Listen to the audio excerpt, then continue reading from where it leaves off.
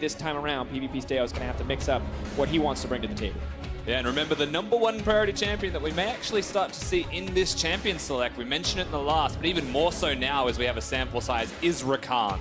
Both Edward and Rich played it. Naturally with Rakan comes Xayah, and we saw a lot of it on the red side, particularly from Ascension. So something that you may want to see taken away with a pick or a ban here is that champion, or one of the duo, you should say. Now the question is, do Ascension take half the duo away? Is it the Xayah? Is it the Rakan? Both supports the surprise standout. We heard him talk about on the desk how Edward, Rich, both two guys that have been so clutch for their teams. Bot lane focus, maybe not what we expected from either of these lineups, but it's been what we've been getting so far. The picks I want to keep my eye on, Rusty, Trundle and Rakan. Two very big picks in both of these guys' games so far. Trundle's the other super big one with Kha'Zix removed as well. No surprises that you will see the Rakan locked in first here. It's the opposite side that you will now look towards. Xayah very rarely picked as a countermeasure when you've got Morgana, Caitlyn potentially still available as well.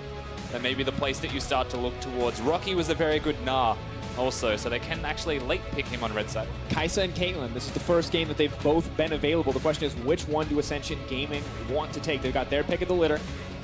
And it is going to be the Caitlyn locked in for them. A bit more mobility, a bit more options to get away from that Rakan with the 90 caliber net. And of course, having the Morgana to counter the Rakan as far as engage is concerned is always a possibility. You don't need to pick it now, but you do have to pick it earlier on into the draft phase. Now, you mentioned the Kaiser. It's a very big decision to actually choose to go for that when there is the Xayah available, when there is the duo available. But you are right, it is the Kaiser. And it's just, do you want to pick that into the 525 range versus the Caitlyn does not feel bad good. matchup. Super bad matchup. It's not a matchup that you ever want to take, but you should still acknowledge that at the end of the day, you are still Kaiser. So you are still powerful if you get out of it. Hey, and they're definitely acknowledging that you're still Kaiser, you're still powerful, you can still scale up. It's like Lodik will be trying his hands like that on that. Unless there's something particularly spicy for Diamondprox in the jungle, but I can almost guarantee that Trundle will absolutely smash that matchup, so probably not the risk he's going to take. This is one of those moments where you may not want something like the Olaf because you have the Kaiser. Crowd control is usually the name of the game. Now, you could see a Sejuani. I still have a preference for Sejuani over the Zac, but I can understand what they're going towards if they look at this. Trundle Pillar stops Zac from going forwards. That is something that you have to remember, and if you're feeling real frisky here, Ascension, Janna is the other choice, because now you've blind picked potentially into a composition the Zac. And this is also a fantastic pick, this Morgana. This is difficult, Rusty. We were talking with Zyrene backstage. We were talking about Zac, maybe some potential options, and like the #1 option that was just going to destroy Zac that's a strong champion right now is the Trundle. They get it. They can interrupt the engage. They have arguably the superior tank. Zac's not going to have any tanky stats here, but Diamond takes it anyway. I think a big surprise. Now, as we enter the second ban, top lane, mid lane the focus. Kira not going to get the comfort picks in the mid lane. Similarly, Rockky not going to get his hands on that Camille. Definitely a champion that you should be scared of in the hands of Rockky. And of course, if you watched any international events that Kira has been at, he plays Anivia, so you can understand where that ban goes away. Even in the finals, having it focused away from him at moments as well. Between the mid and the jungle of Gambit, that's where most of the bans actually are directed towards. You don't really see anything taken away from PVpStejos, and he's known more for his tanky champions. The composition they've got right now, very good with those tanks, and I know it's not often seen, but I feel like the Maokai is not a bad option here. And interesting, we see the Vladimir taken away, Ascension Gaming not wanting to give that one over. You know, we can see what a big team fighting threat it would be, and with so much engage on the side of Gambit, don't want to risk giving them such a powerful pick. LeBlanc actually going to be the follow-up from the side of Gambit. Not a pick we've really seen so far. It looks like G4 will once again pick up the Swain. The flex potential is still there, however, but it was a pick that he found some pretty good success at a few moments in the game. Yeah, that's true. Being on the red side, they can, of course, last pick towards their top laner in Rockky if they would like this time, but they can also bring G4 into the Swain and just counter pick to whatever is revealed now from Gambit Esports. So when you look towards the remaining picks here from Gambit, they've got engage. They have a lot of engage. They don't have range damage. Their scaling is decent. One thing that they are missing, like we mentioned, potential of a Maokai. Ornn does the exact same thing. It's ranged, follow-up, complementary types of engage. It's not committal like the other two are. It's really nice to have that Ornn. One of the things that makes him such a strong tank is, you're right, he's one of the only tanks with really reliable non-committal engage. Everyone else has to get into the face of the opposition, Zac included. And Kira now going to try his hands at the Azir. Saw how effective it was against Ascension in the previous game, and got to imagine G4 already getting some flashbacks, maybe worried about what Kira can bring to the table on this champion. And that one is actually curious to me. Ryze tends to be the mid laner of choice when you've got the Kai'Sa compositions. Of course, Ryze is banned away, but it's something that has crowd control, tends to be it. You mentioned how good Azir was last game, how great its scaling was, and how effective it actually was into G4 in the Swain matchup. Well, that is something that we are seeing once more, simply because you have an easy and you have a free laning phase. And I love this, Rusty.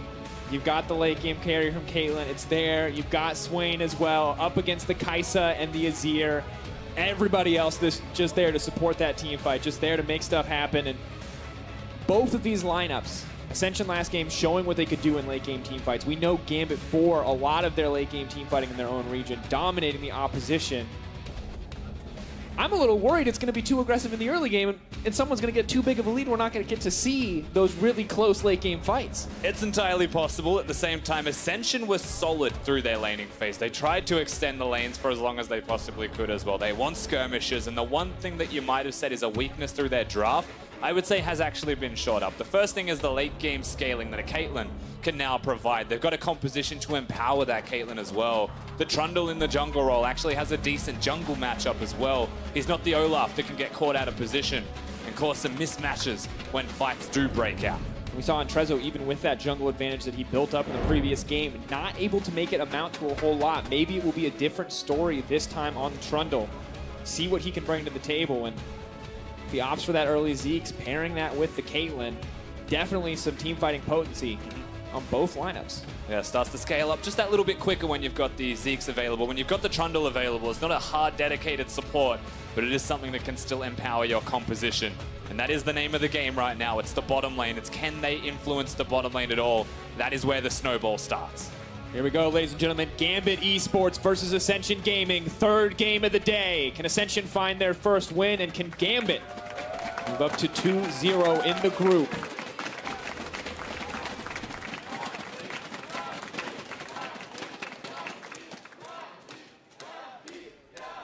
And that Blood Moon is sick. I get excited every time. I always try to think of custom skybox ideas. They wouldn't let me get the one where it's quick shot and officio kissing in the sky. They said that wasn't. I mean, I don't know. I mean, I tried. Surprise Party Fiddlesticks would be a great skybox background. I think it would ruin a little bit of the prestige of the event, but would definitely be a surprise party. It'd definitely be a surprise. Now, of course, early game jungling is something that we've talked about in every one of our matches thus far, Rusty, and I think we have to hit it again here because we've talked about the jungle mismatch, how this might be in favor of Intreso. What does Diamondprox actually do to make sure that he can't get shut down in the early game? I mean, the first thing you have to look at is the side of the map that they're going to be starting on. Often Trundles, and often actually just most junglers right now aren't going towards their bottom lane 2v2 to start the jungle clear, and this is something that should actually be favoring the Trundle. So when you look at Diamondprox, what is he going to do as a response? There is this weird pathing that Diamond could potentially do, and of all people, right, it'd be Diamond that tries it, where you leash both Blue and Gromp at the same time. Because he's gone for more of a conventional start, he's just going to be behind. So what he has to do is find creative pathing to get into places, to get ganks off. Maybe go for a full clear, get the full camps, get the Raptors, the Wolves, everything down to scale up to level 4 and be that little bit stronger. Because ultimately, Intreso's actually already made the first steps. He knows. He knows. He says, if you're going to take that greedy start, I'm going to come in here and I'm going to hit you with this baseball bat. But the problem being that Kira has control. Again, G4 still picking the Swain, something that could actually be questioned if the idea is that you want to invade early, you want to control the jungle early. Well, it's not going to be the case. Vision's all you get. In the previous game for Ascension, we saw total control of the top side push, total control of the bottom side push, G4 being pushed in. This is very similar. The top lane now even, bottom still remaining in control of Ascension. The question is, with a different jungle pick, what can Intreso actually do here? He was one of the players to watch, the person responsible for enabling this Ascension lineup. And last game, while he did individually well, was a little lackluster for team contributions. These trades are very poor right now through the middle lane. Looking towards the bottom lane as well as these junglers start to progress on their merry way down. The one thing that worked well for Diamondprox was that he got the level 2 gank off, that he was able to control the vision, do something a little bit more cheeky, perhaps super unexpected. But he's got a Kai'Sa Rakan this time around. It's not quite the Xayah Rakan duo for the extra range, the excess range on that engage. And Intreso, we mentioned the jungle matchup as to how a pillar can affect that. Well, that's actually a pretty big deal as well, especially through the skirmishes that happen. Harder to hit when you hit the late game team fights, however. Most Trundles use their pillar to start fights by picking someone up. And you can see Intreso is tracking the jungle path of Diamondprox, pinging out the Krugs, letting his team know that that's probably where he's at, that that's one of the few camps that he has remaining. Does ping it a bit early, but there is Diamond indeed, so well predicted in the end. Even without the vision, still doing his best to keep track of where the Zac could be, because of course if the Trundle's not there, Zac's still a very terrifying engaged threat. And honestly, most of these lanes are just super content if you're Ascension. Yes, you're losing mid lane, you don't have control in the mid lane, but it's not like a Zac is going to go in and punish you, right? So you're happy to just lose the lanes gracefully, try and lose the minimum as well throughout that. Ascension with a Caitlyn Morgana, just going to push forward. Constantly threatening, preventing a Kaiser from doing anything with the Rakan. And that's probably going to persist until level 6. And at that point, you've already got potentially 3 points in the Morgana Black Shield as well. So it requires a significant amount of burst to actually catch someone out of position. And you've got the teleports as well from the Maokai and the Ornn that could come across. And with the way that Rocky's been able to handle that top lane matchup, he's even gone for the biscuits to sustain himself against the Ornn. It's very well off. Just wants to keep the pressure up here on the top side, working out well so far. Going for the aftershock as opposed to the grass, maybe a little bit less immediate sustain, but the immediate trades rather will go in his favor. Just making sure that PVpStejos can't build any items for himself either, so really just trying to punish this Ornn pick across the board. This is a super risky attempt at a dive if they go for it, but they are. Intreso, where's the pillar going to go? Diamondprox is here. They're just going to back off. Chain CC does go in, but there's enough minions there to block the tower exit. Now Intreso just going to get taken out. Beautiful counterplay by Diamond, sniffing out the gank exactly where he needs to be. And that's not the first time we've seen this from Diamond. The sniffing out, as you mentioned, the fact that he's able to track him and be there at the correct time. We saw this in the first game from Gambit. We see it again in the second. Shows again he's got the brain. Edward knows the binding is gone, decides to go in. Take a bit of damage back in return, but this is so quintessential Gambit once again. Their ability to just turn any kind of aggressive action that the opposition goes for in their favor. So much of what helps them set up these early game leads. And we talked about, you know, Zac, hey, losing matchup into the Trundle. Trundle was going to have an advantage. Still might be the case in terms of the 1v1, but Zac getting an early snowball, maybe helping him speed up that jungle clear, is going to make this a lot more difficult for the side of Ascension. And it's only really Trundle tracking the Zac if they meet each other 1v1. If they find each other, it always goes towards Intreso over Diamondprox. But the ganks are still in favor of Diamondprox for sure, having the Zac available. Super impactful if the Elastic Slingshot connects.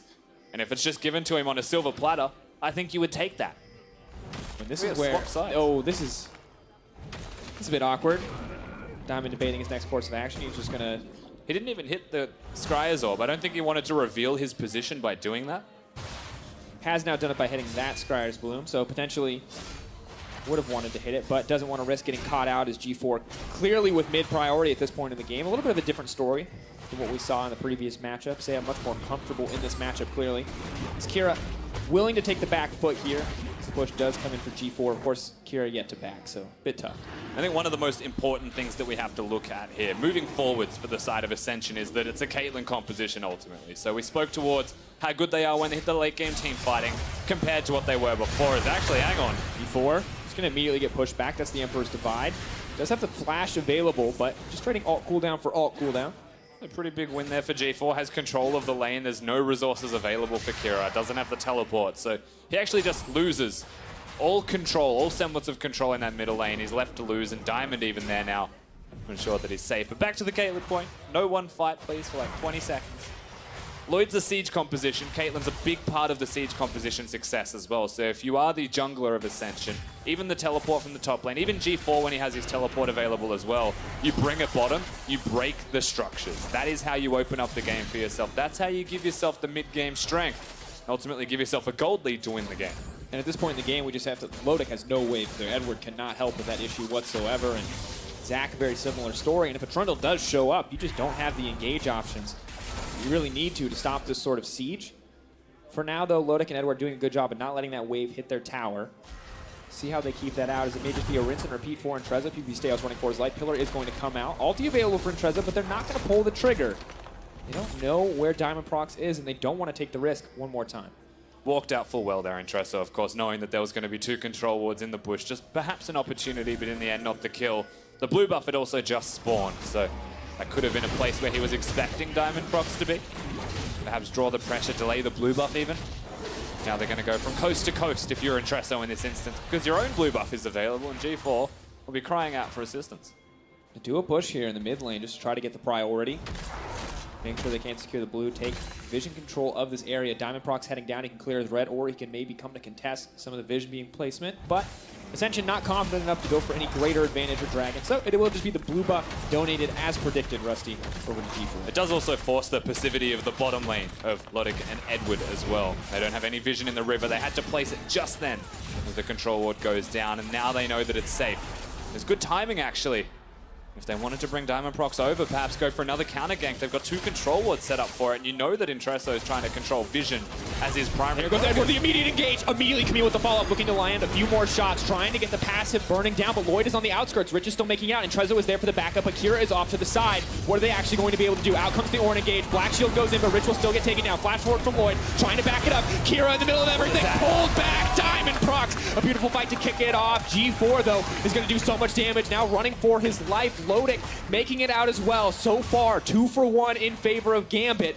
Ascension Gaming just going to have to back off. And you take that trade, you walk away, and you feel really good about it as well. You get 2 kills on the Diamond. He is sitting pretty. Great engage follow-up from PVpStejos as well. And Gambit, they show once more why their team fighting is so good. They do it for the 2nd time on the international stage. They set their bottom lane up as well. They defuse the Caitlyn. They prevent and delay the major win condition that you need to see from Ascension. Terrifying to deal with, especially that Xayah leaps in, but the exhaust stops the damage from coming through. But just look at this engage, Rusty. It's about hitting 6, Edward. Once again, we said Rakan will be a big pick. Well, it definitely still proves to be true. Lodik, no hesitation, uses the ultimate nearly immediately to get into the backline. He was super afraid of the binding, so didn't maximize his damage output. Didn't matter too much in the end when Diamond's able to get the 3-man ultimates like this and bring them all back towards his team. But at the same time, Kira has now been stuck between a rock and a hard place. Rockky in a hard place, unfortunately. Really didn't have anywhere to go. And Rusty, already the fights are so close. You can see how many summoners are burned to try to dip and dodge all the Ornn ultimate, all the CC. Both teams clearly comfortable in those environments where it's all about the individual mechanical skill and the team coordination. That said, Gambit coming out on top, nice to have. A little bit less than a 1K gold lead. We talked about the Xayah, you know, she was supposed to struggle on the bottom side against the Caitlyn, this big lane bully, but 13 CS lead now, and just freezing the wave. Getting to the big item spikes, most importantly also. Now you look at the items that she has, just the pickaxe and 2 daggers. But ever closer to the Guinzu's Rage Blade. And there are 3 different itemization choices that Xayah can go towards. I know Lodik wants to get that on-hit build now. Maximize his damage out at 2 items, maybe 3. Continue to scale up and get the evolves. Lodik trying to get them to push in. He's ready to go. They're ultimate is available. Want to go in. They've isolated Lloyd. Rich has split off. He's all on his lonesome. There's just no chance. Charmed up and taken down. Kill going over to Lodik in the end. The easy pick. Clean separation from Diamond as well, landing between them. And the fact that the elastic slingshot connected, removed the black shield, removed all safety and availability from Ascension, so they just try and run away. Now they lose a kill, they lose a dragon, they start to lose even more. Everything that they could want. 20 CS lead on the Xayah, 1-0-2 once again. Edward and Diamond, kind of the crux for this team to go off. It is not PVpStejos in the top lane. Kira's been fine, but at the end of the day, it is support and jungle working together really to dictate the pace of this game. Certainly is. Tracking is the name of the game for the most part. That's how it started off super early, but that tracking gave them a potential iron on a snowball as now Stejos. Chain CC does start to come in. Ornn ulti is available. He's going to knock it back, but just wants to use the dash to actually make it out. Clever from PVpStejos. Of course, just going to get engaged on again. He's playing with fire, but he's got the banner of command. So the reason they come up there in the first place. That was a cute interaction from Stejos, though, using the ultimate to headbutt himself a little bit closer to safety. Also, just watching 2 tanks try to kill a banner minion is probably the saddest thing I've seen in a long time. It's a long, slow I think you need process. a Targons if you're Intreso in this one. Maybe you speed up the process and be a bit better. Team a bit of vision too. We'll put it up there for potential build options. And interestingly, okay, Rusty. That's me. Longsword, I get. That could be the Tiamat that we talk about a lot when it comes to the Trundle jungle. Dagger. What is the dagger for, Rusty? I think we let this one speak for itself. It could be anything, honestly. I don't even know if we're going to get a Tiamat at this stage. I think it might be a Triforce. That's extreme. I don't know why I think that. It's just the only item I can think of that includes both a dagger and a longsword. Yeah. All right. Welcome to the wonderful journey of what is Intreso building, folks. We'll keep you updated. Berserker Greaves. More news at 8. All right. Keep you in. It's 13 minutes. We'll check in again as the items get completed, find out exactly what's happening. And of course, on the subject of interesting build paths, I think we do have to talk about Xayah. So you talked about 3 potential build options. What are we expecting to see from Lodik? At least what does items indicate so far? I mean, option number 1 is the Essence Reaver build, which again scales super well into the late game, as you would expect with an Essence Reaver, maximizing the AD. Number 2 is the Death's Dance build, for when you want to dive people all of the time and still get the evolves. Very efficient way of actually getting that whilst being able to be a tank. The third one is, of course, the Guinzu's Rage Blade. You can do as you would like from this point. You want to go towards the Infinity Edge as your third item and maximize all of your evolves. You could also go towards the Nash's Tooth, if you would like to, in there as well. So it's super variable, and it's really based off what you want and what you feel. Because Xayah, as a champion, if any of you at home have played her as well, like, you have to get a feeling for what works for you, and that tends to be what you stick to, even if there's a better option in items. See what the option is here now for Lodik, if he wants to go for a few more daggers just to maximize that, get that evolve. For now, he is just going to back away, though. Supercharger does give him the stealth, so that one upgraded for now. Going to try to leap out to safety, but Rich, no hesitation there on that flash. The CC still not going to come through, and Intreso actually taking a lot of damage back. TP's already being burned bottom side. But then comes the ult from the Ornn. PVpStejos finding the follow-up as well. Good disengage from the Maokai ult for now. We're body blocked behind the top laner. Ascension managed to disengage, but that was a fight that they wanted to take, still turning against them. Lots of early pressure, actually, from Ascension. They're trying to catch out of position Lodik on the Xayah. Because they were able to just disengage, they realized, of course, how quickly that became a mistake. They did, in the end, force teleports, and you might be thinking that's a good outcome, but they actually used a teleport of their own to match it once the first one came out. So nothing doing, but nothing gained overall. You got the summoners out of Lodik, and that is something that you have to look towards, however. For the next 3 to 5 minutes, can they capitalize on the summoners being missing from the Xayah? Is an option. See what they can do. The ulti down as well.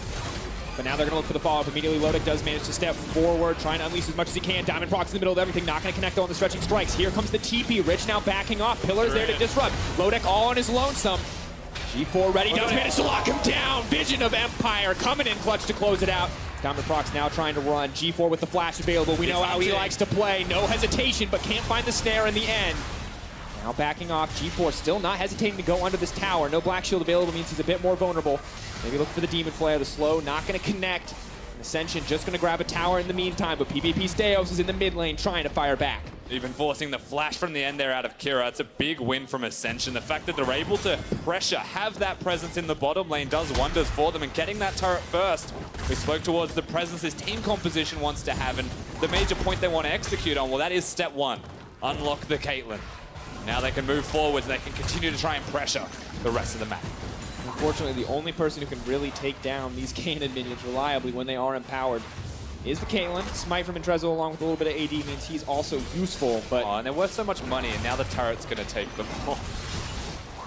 G4 continues to poke, but... I mean, Ascension doing well to get that tower first blood. Matches up the gold despite the kill advantage for Gambit. They really got to keep the momentum going. Kira, though, potentially in trouble. Does nice the ulti. Rich. Not going to find it. Kira does manage to make it out to safety. Rich is still impressing me more and more. I know that wasn't a big deal, but you can see the cleanliness coming out of the support of Ascension. And still G4 warming up on this Swain. We're seeing a lot of good E's connecting, a lot of good flaws locking them down. Edward, of course, starting this fight off, getting the charm up onto both members.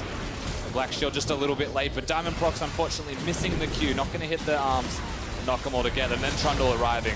Trundle, of course, very good at counter ganking, and G4 being here once more, able to execute on that counter play super well. And then it's just about getting under the turret, knowing your limits, and pushing Gambit to theirs. And of course, it's G4. He's playing Swain. He has a flash. It's a thing we've come to expect after game 1. If he has it, he's going to use it. He's going to be in the middle of that fight. He's absolutely making a trend out of his use of flash right now. Now, however, it looks like Mountain should go down in the favor of Ascension uncontested. PVpStejos without any backup. But will be traded in the end for this Rift Herald. Just the 1-for-1. Mountain Drake, though, going to be very helpful as Baron comes onto the table, but the immediate gold advantage might go in the favor of Gambit if they can't use this to break down some towers. It's going to take them a little bit of extra time, however, to lock down this Rift Herald, still with about 4,000 health remaining. Mid lane is the place that you want to be using it. And right now, because they have taken the first turret in the game already, Ascension, they're able to actually station their Caitlyn into the middle lane. So as far as actually getting this turret down with the Rift Herald is concerned, it's not an easy feat. Of course, the Static Shiv is also now available for Lloyd. He's got a lot of pressure in that 2v2 with the Morgana there to protect him. The wave's just always cleared by default. They have to bring multiple people here if you are Gambit to even utilize the Rift Herald to get that gold advantage and to get that turret to unlock the map. And of course, in the meantime, Lodik just building up ever closer. Needs one more dagger before he gets the evolution on that supercharge. Misspoke earlier when I credited for having it, but the stealth will make it a little bit easier, especially for Lloyd in those future scenarios. Dodging a single auto attack from Caitlyn. Pretty important, as it turns out. I think the actual amount usually will be Guinsoo's Rageblade, Berserker Greaves, and 3 daggers. And that is the point where you'll see that every single Kaiser has got the evolve available. It also depends on levels, I believe, as well. Yeah, might need a few more levels. It's quite close. One more dagger will be just shy, but maybe a dagger and a level will get her there.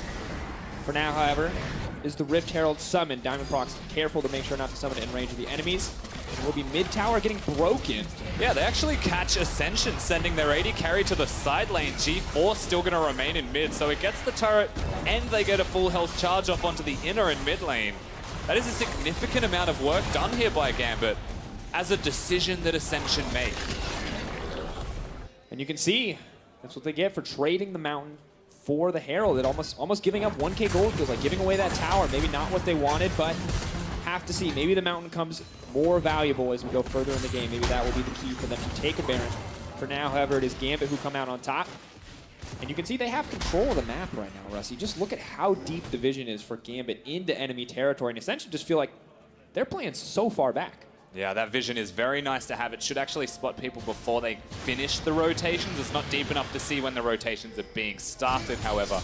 That's where the risk is still going to be there for the Gambit roster. But ultimately, we just watched Ascension, be at a point in the game where perhaps something could happen in their favor. Perhaps they could stem the bleeding, slow the pace of the game down, control the mid lane outer turret, which is the most important outer turret in the game, especially when you're trying to place vision for the Baron now that it's up and available. That entry becomes a little bit riskier for them. You can see where G4 currently is next to that ward. You can't feel too safe to step past that point. And that's the thing. Kira on this control mage just has so much wave clear, and there's so few options. Banner of Command now coming in for Rockky. Maybe that can make a difference, but some of that aggressive early play we saw from Intreso, where he was willing to go under a tower, you have to be very careful doing that against an Azir, especially when there is a Rakan, there is an Ornn, there is a Zac, a lot of champions who could turn that engage against you.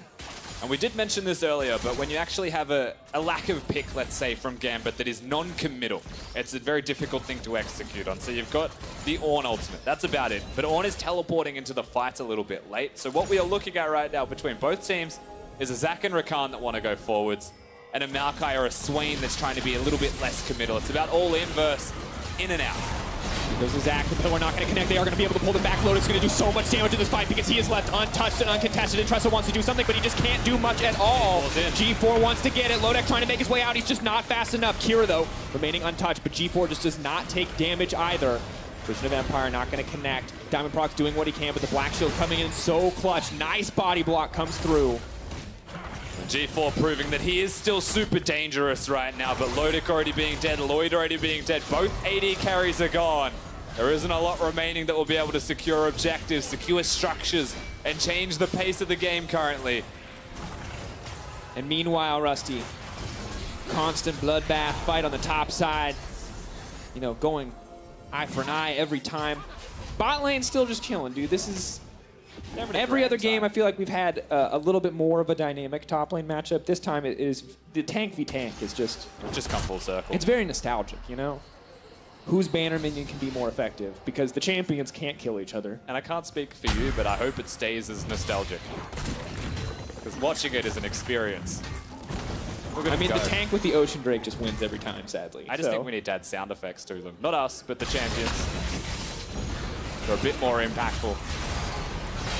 But anyway, we get to watch the fight that happens in the top lane. Lloyd, of course, getting caught out. It was Diamond once again having a fantastic showing at this tournament. Lodik, from this position, they had the pick. It looked okay from them, but G4 super clutch, even with the flash there. dodging out on the Azir ultimate. So Kira has no opportunities here to keep his AD carry alive, and he's left to just run away. Ascension have shown that mechanically throughout this game, they are still up there. Definitely keeping up, going toe-to-toe, punishing Lodik, who, you know, playing a more aggressive carry, doesn't really get to sit and stay back, and definitely not coming out on top in that exchange. I've worked it out, because we're back to this lane. Yeah. They should both have pool party skins. That's true. Yeah. Or, I mean, Pajama Maokai. Doesn't have sound effects, though. That's cool. I mean, his ult is cats.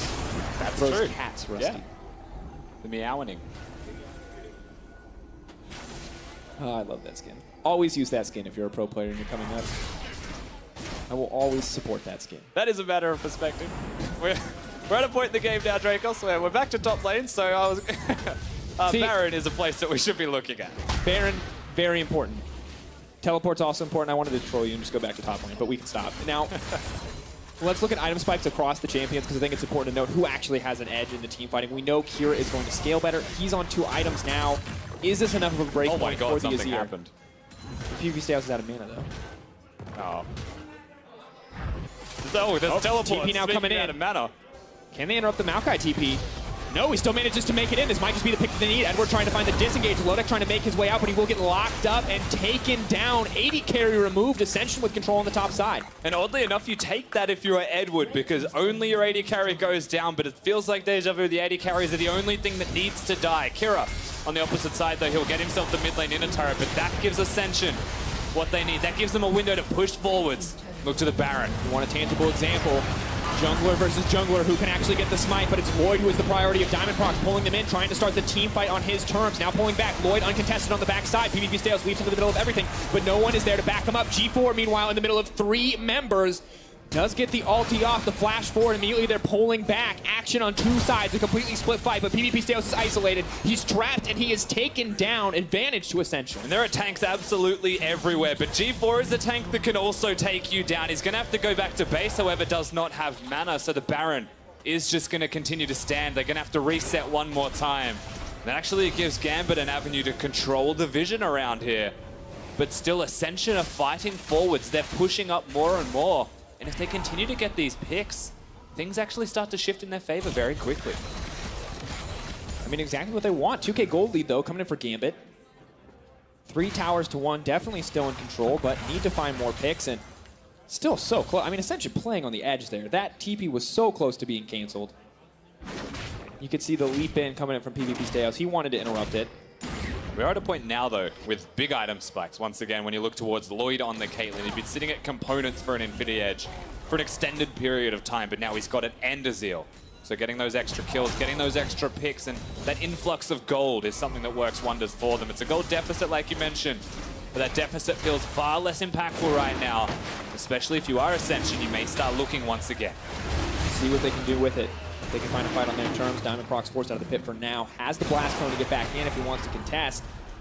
Binding's hitting home for Rich. Rich is having a fantastic series for himself. Game 1 and Game 2.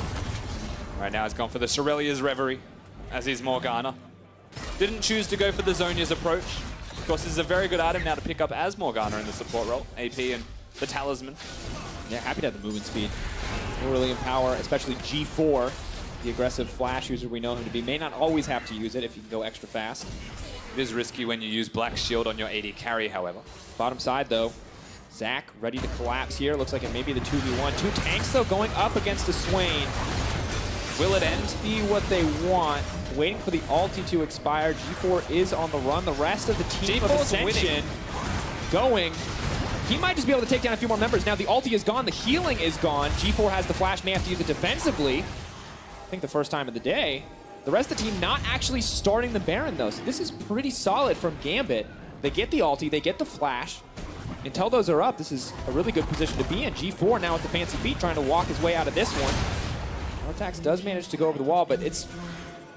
They don't have damage, but they have so much engage, Rusty. God, they have like persistent. This is tough. Just gonna keep it going. We'll pull him back. Is gonna take him down in the end.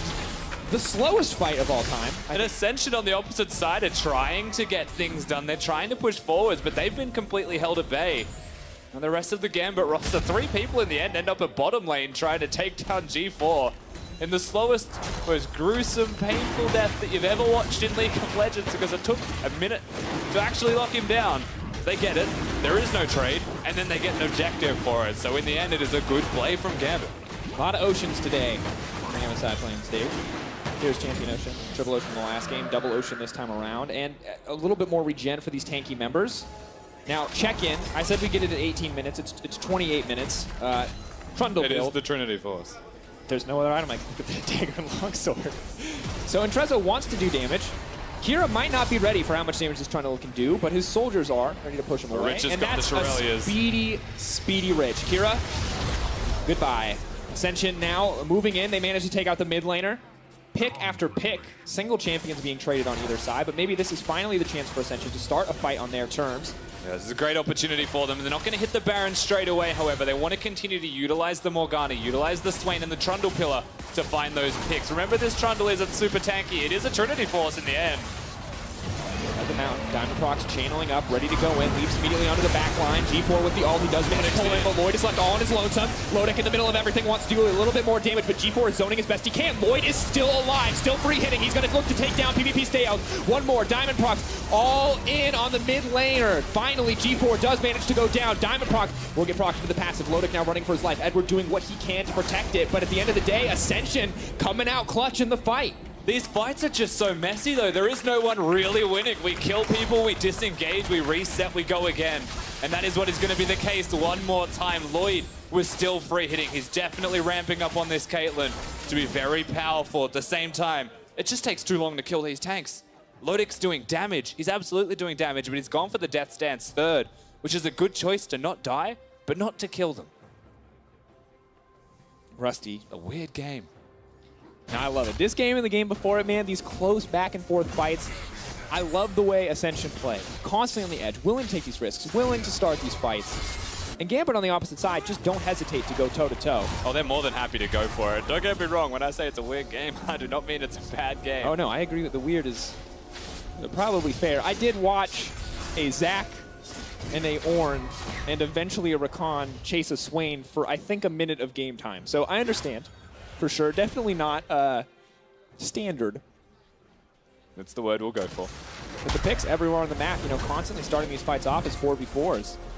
A lot of this is about the Ornn engage as well. It's the most impactful part here for Gambit. The Black Shield only hits one member. It gives entry as well for Zac for all of the follow-up magic damage that he actually has for himself to lock people down and to use that crowd control. That gets Lodik into the back line very successfully, but at the same time, Lloyd has been going insane in these fights as well, kiting super nicely. Intreso with the Trinity Force does do damage, and that damage does contribute quite heavily to Diamondprox dying there as well. And at the end of the day, when you think about it, 2-for-2 fight overall, another pick onto Kira potentially. Flat forward the pillar, Kira getting pulled back, slowly ticking from the Trundle ultimate. Is that a flash from him? Is he going to go down? Oh, no. Oh, no, the snipe. Oh, you can't. Oh. All right, airstrike averted. Closer than it needed to be. No Faker cosplay today. No need to die to that. But now the Baron has been started. Ascension with their eyes on the prize. 31 minutes into the game. No man advantage. The Kira quite low.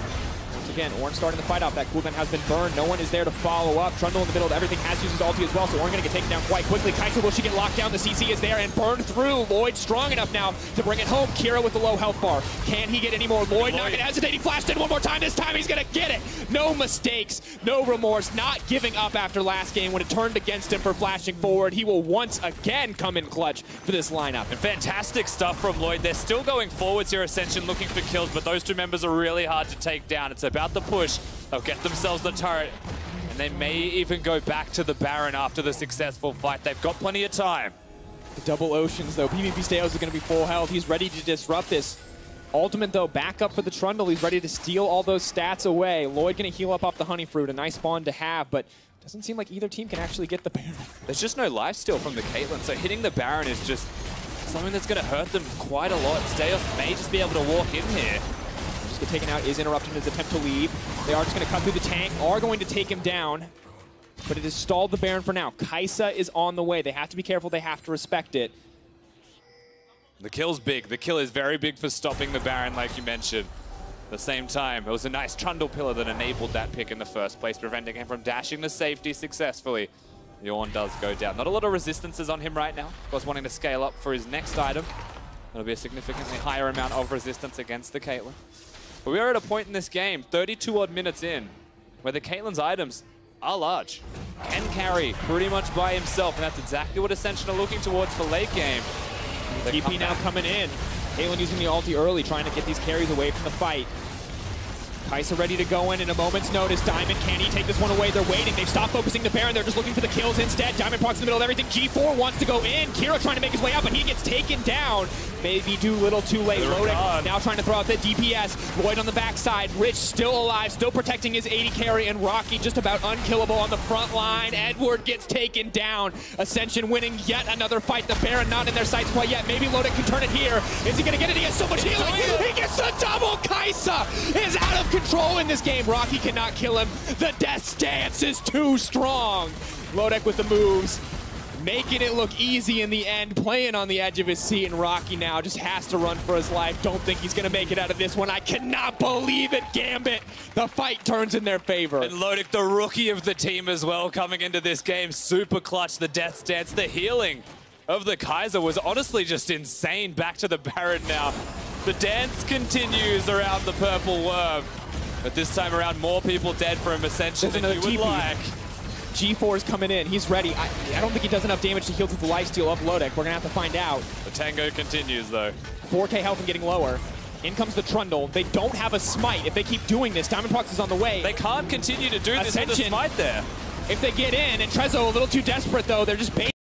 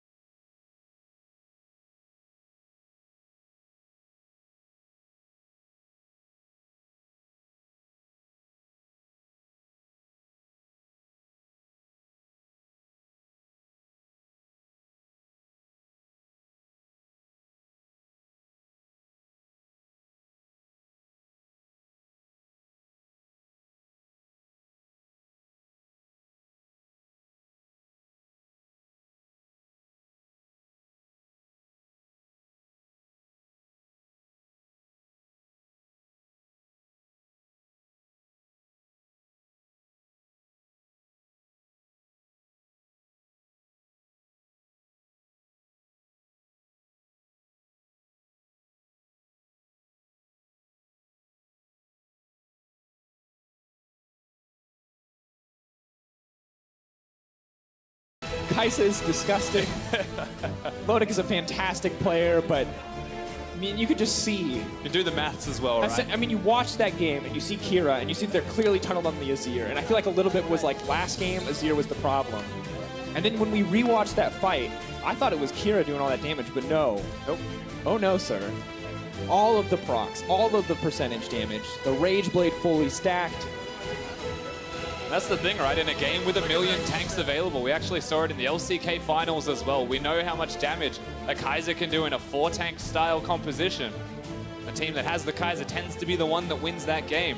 With all the percentage damage that is available. Caitlyn's strong. Caitlyn can control the lanes, can cause siege compositions, give gold advantages, but it never really cements yourself to victory if the Xayah still exists and scales, gets the items, and does what we saw. And the thing that always holds Caitlyn back from being that late game carry, right, comparable to the Jinx or the Tristana, is the lack of the attack speed steroid, right? And Xayah, with that supercharger, definitely not short on attack speed steroids or stealths. Or mobility. Or mobility. And you see the fights that were going well when they got to start on their terms, Ascension. But the second the Gambit gets the engage that they want, where the Zac is leaping in, where the Ornn gets to start the fight off, suddenly, the second Caitlyn is hit by any CC, she plays scared. For the rest of the fight, she can't do anything. And there was a lot of CC in the first place, right? Zac going forwards, the Ornn ultimate as well. It's all at such a long range that there was no safe place for the Caitlyn to ever be. She was just constantly under threat, under siege, had to play out of her mind to even keep them close in that game when a front-to-back team fight happens. And I think if you're looking,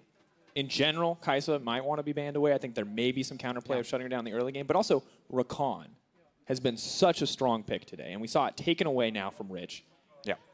I think still a fantastic Morgana player. You're right. You were good to give him credit. But you could see that the impact is just not the same when you can't completely dictate when fights start and when you get out with a champion like Rakan. I think we just overall are starting to see the unsung heroes of these rosters actually step up and be super huge as well here. The supports in particular, Edward, Rich, maybe didn't win this game, but still looks super clean, and credit where it's due for them. Yeah, and after 3 games, let's take a look at where the teams are standing currently, how they're stacking up. 2-0 record for Gambit. And Rainbow 7 looking to play in their next game to keep up with there. What's the big surprise here, Rusty, if any? I mean, Ascension being 0-2 is the biggest surprise of all, you would have to imagine. Of course, it's only been 3 games today. There's still an opportunity for redemption. That's a double round robin as well, so they can well and truly come back. But the reason that it's the biggest surprise to me so far is that they haven't looked bad. There's been moments where they've been exploited, but yeah, they've looked super competitive. They've shown that they can keep up with these teams that have actually beaten them. Yeah, true. And I mean, if right now, if your name is Raz, you must be really sad because your predictions are pretty upsetting. Totally wrong. Way off. Yeah, absolutely. Well, coming up next is the Battle of Latin America between Rainbow 7 and Chaos Latin Gamers. And Xayah outlined how important a victory here is for the fans.